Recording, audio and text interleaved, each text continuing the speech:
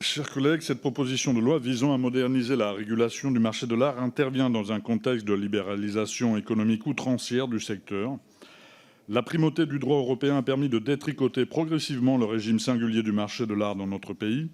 La financiarisation du secteur tend à uniformiser l'art et nuit gravement à la diversité artistique.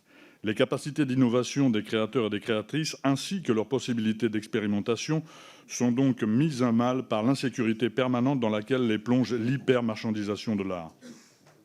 Depuis au moins 3 décennies, nos gouvernements ont souffert d'un manque de perspective en matière de politique culturelle.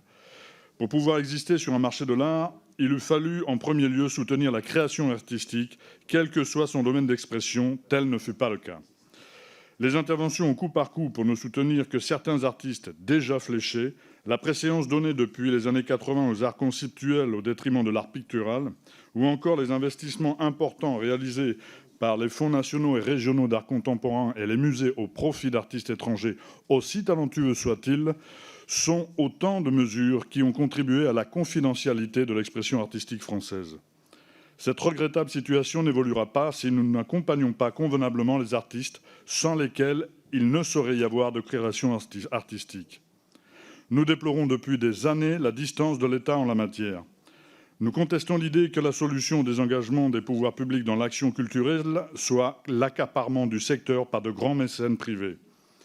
J'ai déposé l'année dernière une proposition de loi visant à l'institution d'un fonds de soutien à la création artistique, valant création d'un véritable statut social pour les artistes-auteurs.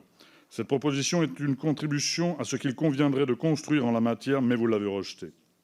Il y aurait bien d'autres mesures à prendre en direction de la création artistique et de ses auteurs. Nous pourrions mettre en œuvre une véritable politique de diffusion des œuvres françaises à l'international en nous appuyant par exemple sur le réseau des instituts français dont le budget devrait être revu à la hausse.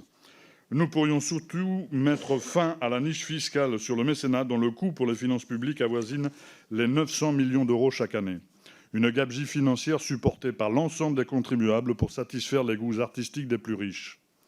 L'abaissement de 60 à 40% du taux de réduction d'impôt pour le versement supérieur à 2 millions d'euros ne constitue qu'une mesurette de plus à nos yeux.